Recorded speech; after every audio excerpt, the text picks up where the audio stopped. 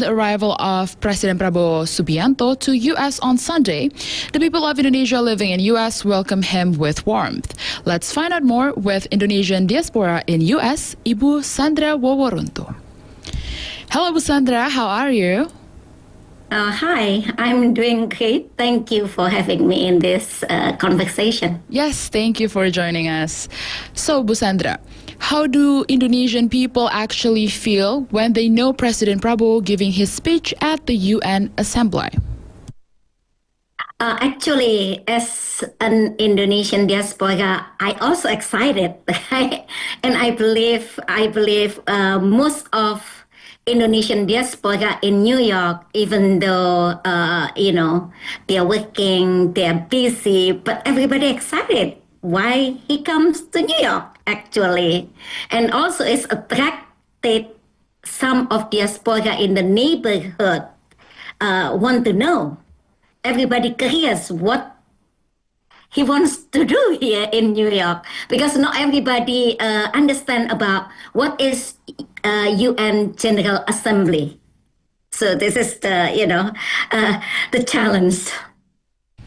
So far it's very exciting. Do you have a chance? Yes. And talking about excitement, do you have any chance to meet him in person? And if you did, what did you say to him? Actually, I also busy with the UN General Assembly as the member of society. I didn't have a chance to meet him actually today because I spoke in a different location. But I get opportunity to watch his online, and it was recorded, and all the diaspora in New York City and also Indonesian people in Indonesia actually can watch it. Yes, we watched it from here. And do diaspora have plan to meet the president? Speaking about meeting, there was a plan that as a member of society, community and society, even myself, I wanted to meet him. But, the opportunity, not everybody can get into the UN building, and not everybody can get into the consular office building because of it's limited. And I hope one day we will host a big meeting with a community and having a conversation with Indonesian that live here, mostly in New York, or maybe from Washington, D.C., Maryland, Connecticut, Philadelphia, all can come together here and meet him in the hall, in a big hall. Hopefully that meeting you're talking about will be realized in the future. So you mentioned that you were watching his speech online. And what do you think about his speech at the UN Assembly? All the presidents around the world come to the UN for the General Assembly. I think his presence actually showed that Indonesia is a part of the United Nations. The United Nations was established due to genocide back long ago that happened in Germany, in Poland, in many places that Jewish people were killed. That's how the way the United Nations built and established. And by arrival of the president, his arrival actually showing Indonesia has participation in worldwide, especially during this time. The topic is about world peace, how we create peace and how we maintain peace, and how we keep peace in this world, in this universe. So there will be no riot, will be no conflict, will be no war, and all the people can live peacefully, right? So his speech actually joined force with another country, with many different countries that come together for the purpose of proposing to settle, to create peace in between Israel and Palestine for the sake of Gaza, because Gaza is damaged, the people killed, civilian, it's so sad, just sad. And it was the main purpose, and I wish the president can squeeze the speech more deeper and more meaningful. It was good, but I think I was thinking that he can do more. In 2 minutes, just speak fast, everything compiled together. And, I was waiting that he can mention that in Asia also actually there is a situation where there is no peace. Example, in Philippines, in Nepal, yes, in Indonesia, Luntu. So we are hoping that President Prabowo came listening to other countries' leader about how to create peace, how to maintain peace, how to manage peace, and he will bring back to Indonesia and to make sure Indonesia has a peaceful country that the people will be able to enjoy life in Indonesia, working with peace, creating anything with peace, education and everything due to Sustainable Development Goal 2030. So for now, I think President should implement it more, Sustainable Development 2030, because of it is a part of how we keep the country in peace. So yeah, I wish he can talk more.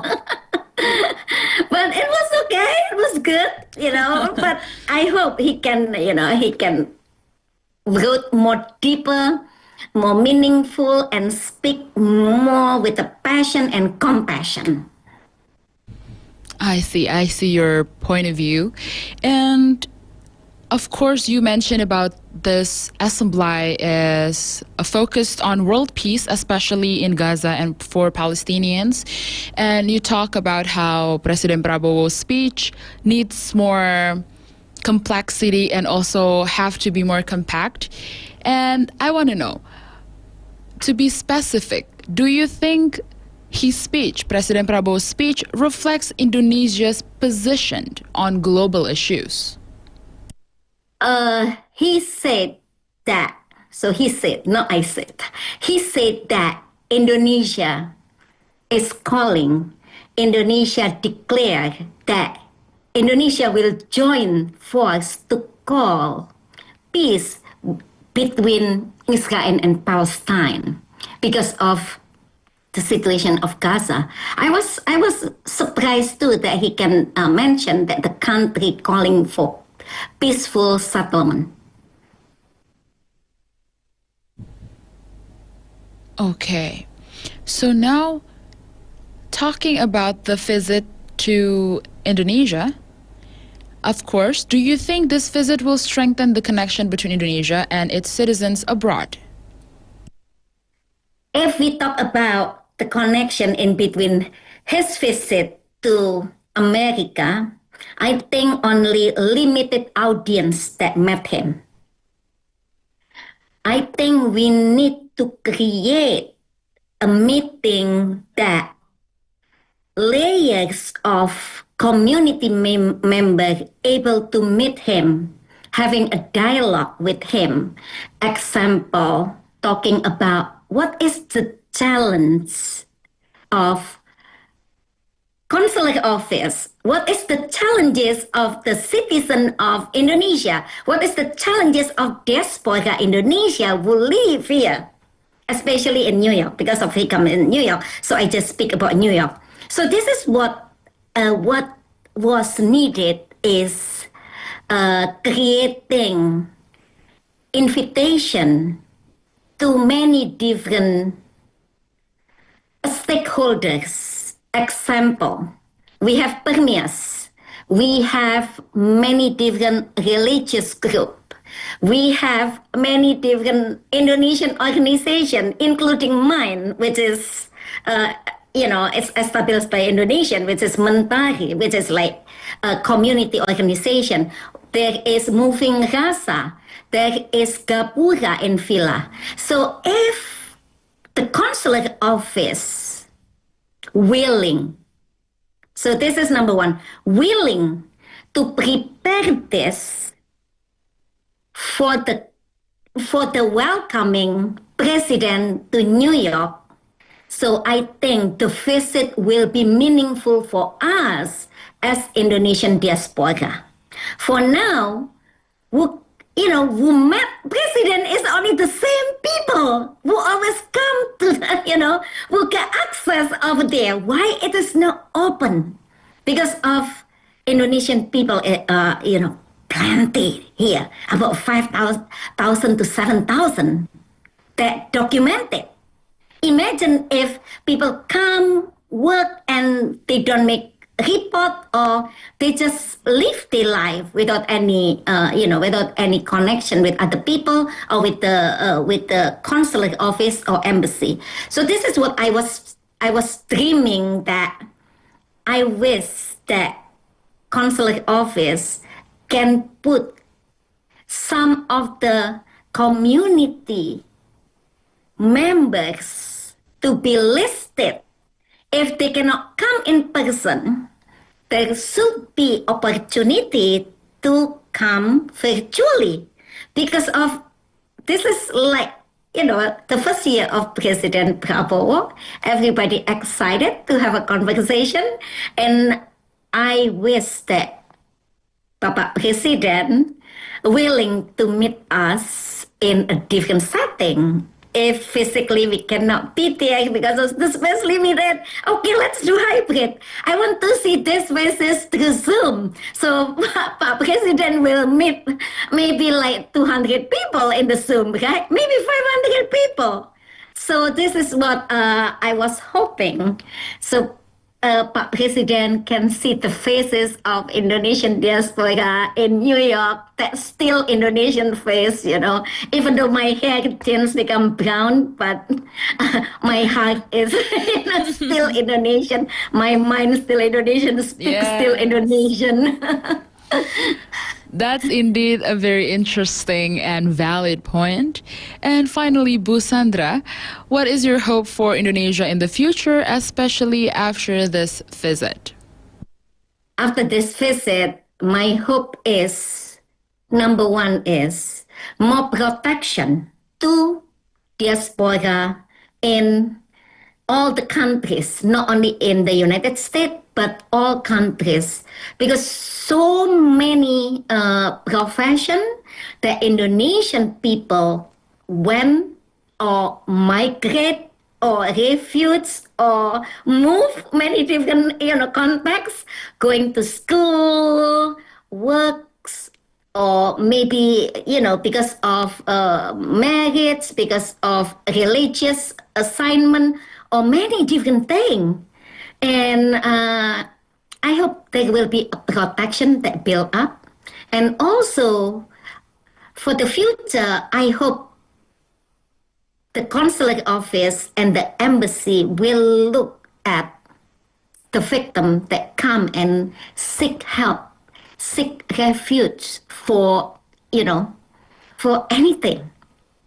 Because of many different cases that I heard across the globe, the Indonesian experience hard time to pursue, even though passport, even though travel document. So I hope with his visit to New York Consulate Office will develop more awareness in serving Indonesian, and also to include Indonesian to be a part of many different activities. Make the invitation open. Don't invite only certain people. Publish the invitation to make sure all Indonesians get the news, get experience, and be counted into the representative of Indonesia in New York, like consulate office. This is what we want. And also, Bapak President can bring this to Indonesia and to establish better prevention measurement in, in sending a migrant worker and also through immigration. I watched a show about immigration. There is the officer in Indonesia. They're very smart. How do it? He tried to protect people that want to go to overseas when they apply a passport. This is what we need. We need prevention from Indonesia, and we need prevention and help through a consular office and also through embassy. This is what I want to see. If Mr. Prabowo can call or declare or join force to create peace, I hope he can bring this to the country and create peaceful Indonesia. Listeners, that was an interview with Shandra Woworuntu, an Indonesian diaspora in the U.S. about the visit of President Prabowo. I'm Unica. Thank you for watching. Thank you so much, Bu Shandra, for joining us today. Terima kasih.